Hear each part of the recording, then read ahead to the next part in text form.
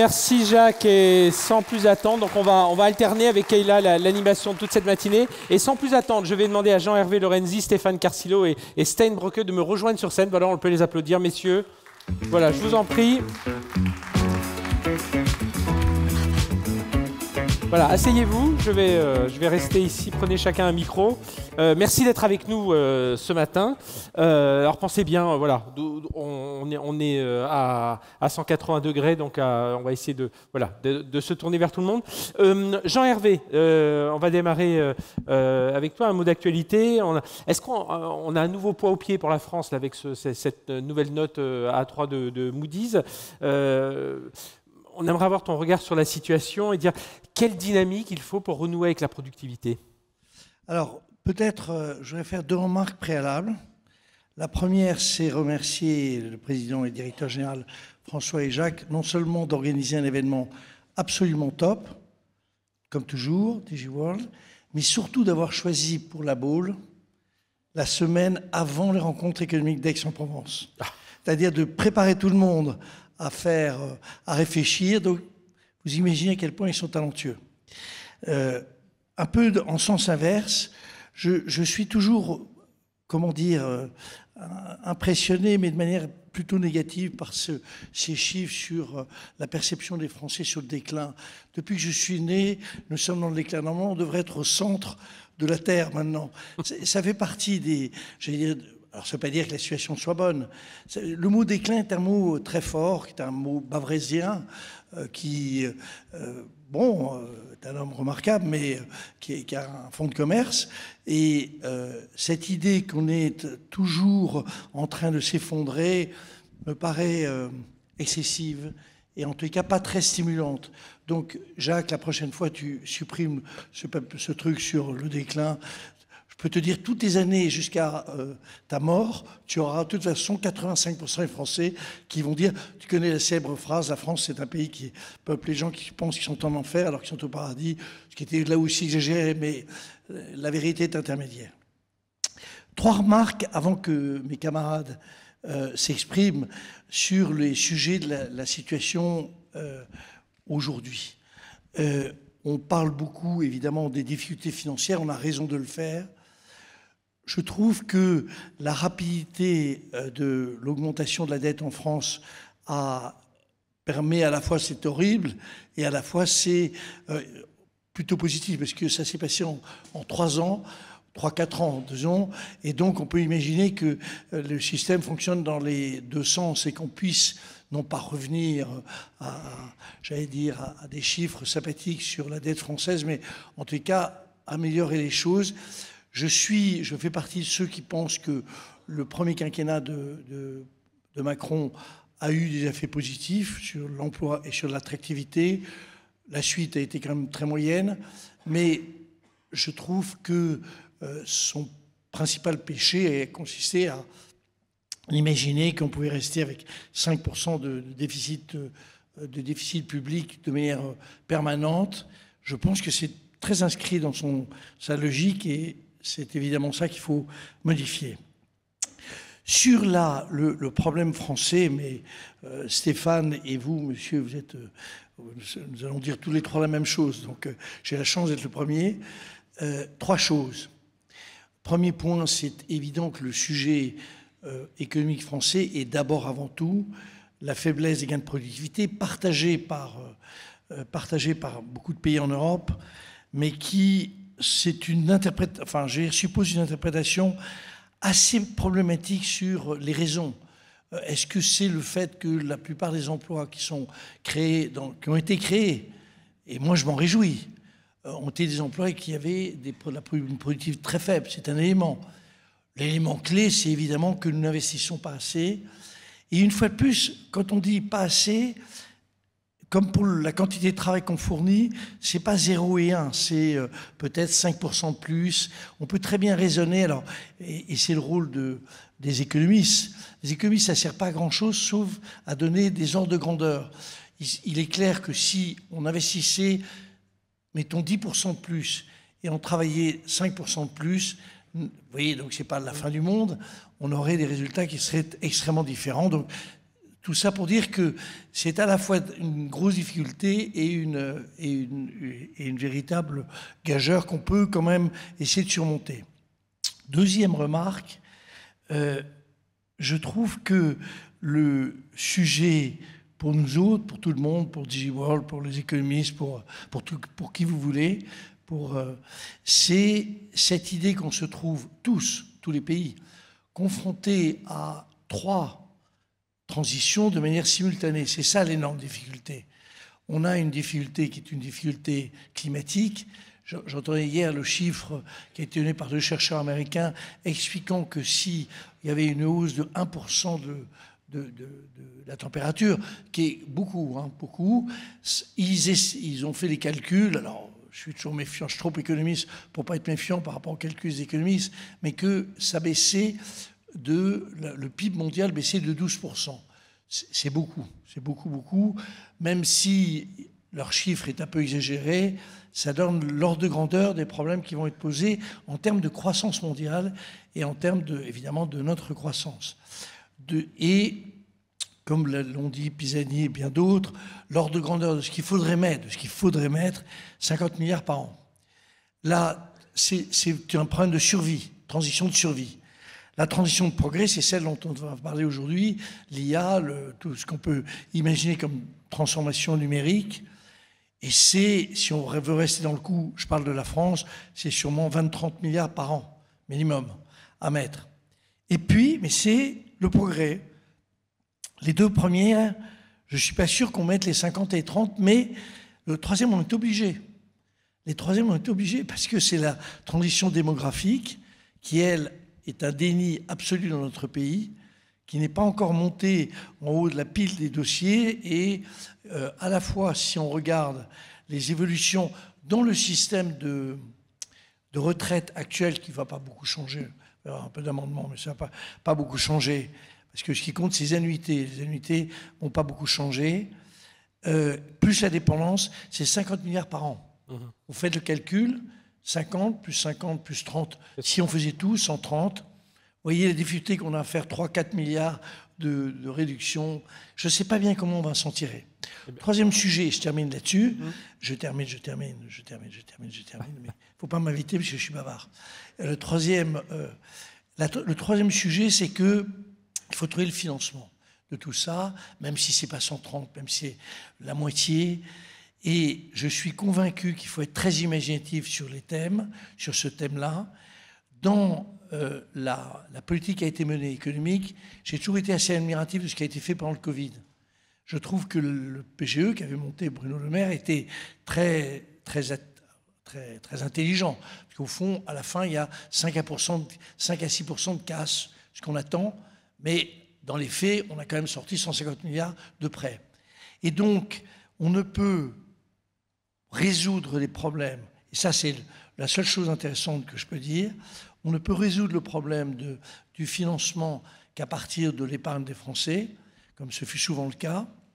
On ne peut le faire qu'à travers, j'allais dire, un mécanisme important, car l'épargne des Français financière, elle est massivement entre les mains de ma génération, de celle d'ailleurs aussi de François, hein, vous n'êtes pas si jeune que ça.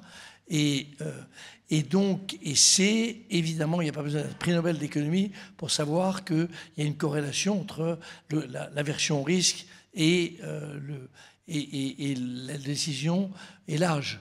Et donc, il faut garantir, donc il faut trouver un mécanisme de PGE pour l'investissement qui permettra dans les 10 ans qui viennent de sortir les 50, 100, 150 milliards nécessaires. J'ai terminé, Frédéric. Merci Jean-Hervé. On parle chiffres justement. Alors, Stéphane Carcillo, comment vous analysez ce ralentissement de la productivité? On a vu quelques chiffres de l'OCDE présentés par Jacques. Puis, quel levier justement pour renforcer cette productivité?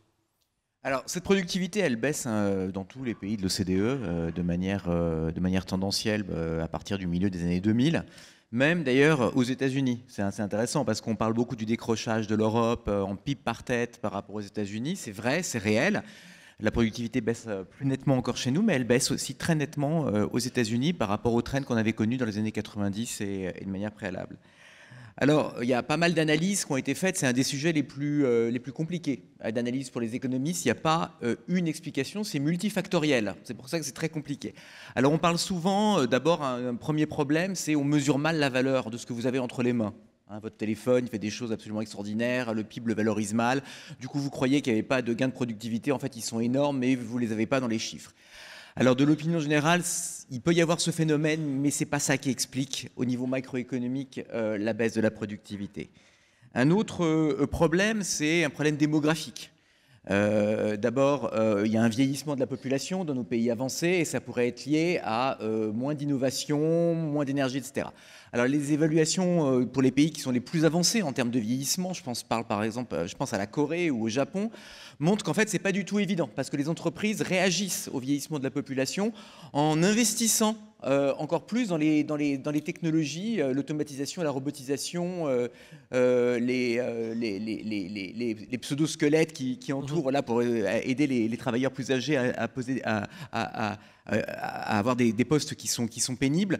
Et donc, en fait, il y a des phénomènes de compensation d'investissement qui font que ce vieillissement démographique n'est pas nécessairement corrélé à une baisse de la productivité. Il peut y avoir des problèmes de formation. On parle souvent du manque d'ingénieurs, des bottlenecks dans certains types de compétences.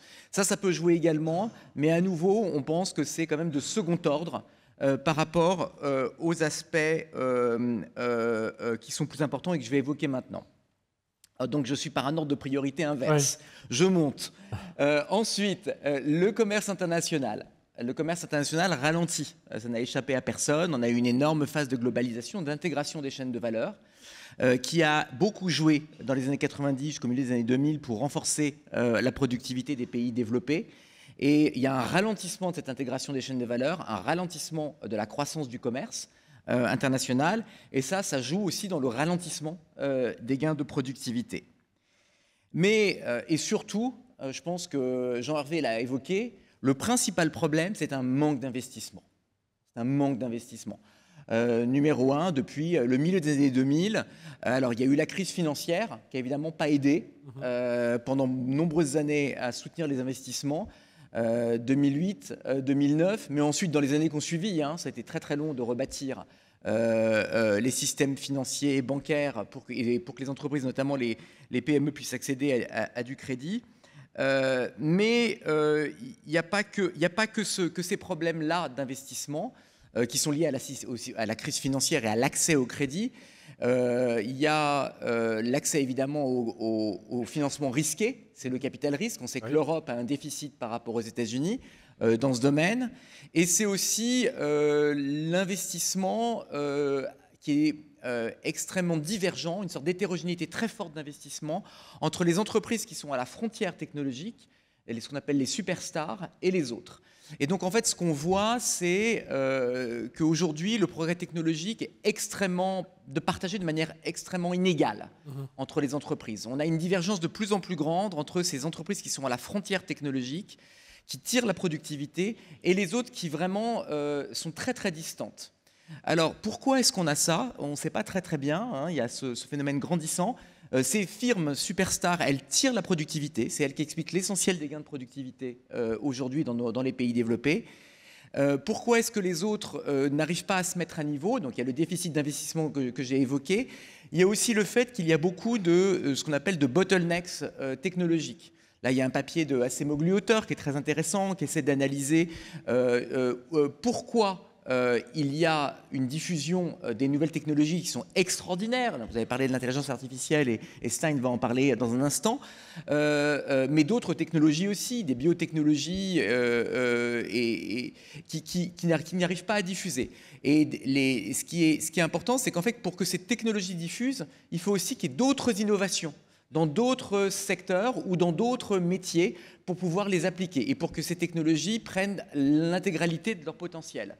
Alors, on a beaucoup d'exemples du fait que les technologies de rupture mettent énormément de temps à trouver leur potentiel dans l'économie, à révéler leur potentiel dans l'économie. On parle souvent de l'exemple de l'électricité. Vous savez, il a fallu quand même énormément de temps pour organiser les usines, de manière à pouvoir utiliser l'électricité absolument partout et utiliser l'automatisation d'un certain nombre de tâches. Il faut aussi beaucoup de temps pour développer toutes les autres technologies qui permettent aux technologies de rupture d'avoir un impact important. Mais là, on a l'impression qu'on n'a pas ce temps. Quand on voit la vitesse à laquelle l'IA va, l'intelligence artificielle, on la retrouve dans la santé, dans l'industrie, et on voit qu'il faut aller vite, donc comment faire? Elle va diffuser, mais pour que ça se voit dans la productivité au niveau macroéconomique, il faut qu'il y ait d'autres changements d'organisation du travail, si on pense à l'IA, bien sûr, mais aussi pour les autres technologies, les batteries par exemple, électriques dans les véhicules, il faut qu'il y ait d'autres innovations dans les véhicules pour qu'on puisse tirer tout le maximum de ces batteries.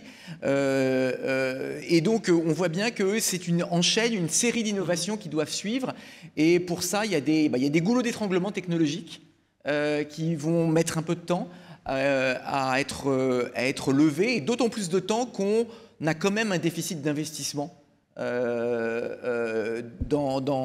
général et dans les technologies en particulier. Alors on parlait d'IA justement là très rapidement. Il y a une étude OCDE qui est en cours, Steinbrücker en ce moment, sur l'impact de l'IA sur le marché du travail. Si vous pouvez nous en dire deux mots. Oui, en fait il y a plusieurs études qui sont en cours. Je pense qu'il y a à peu près 13 mois qu'on a été réveillé, le monde a été réveillé avec ChatGPT. On a été surpris, on a été un peu bouleversés. On a vu des technologies soudain qui étaient capables de faire des choses que d'autres technologies auparavant n'étaient pas capables de faire, d'automatiser des tâches non routinières, des tâches cognitives. Et donc, on a eu peur, on a encore un peu peur. C'est normal quelque part, parce qu'on voit des technologies qui sont capables de faire beaucoup de choses que vous pensez vraiment être des choses humaines. Et d'ailleurs, il y a 2 ans, on a fait une étude, c'était une enquête aussi en France, où c'était une enquête de travailleurs et d'employeurs, et on a demandé, c'était dans l'industrie, dans le secteur de l'industrie et dans le secteur des finances.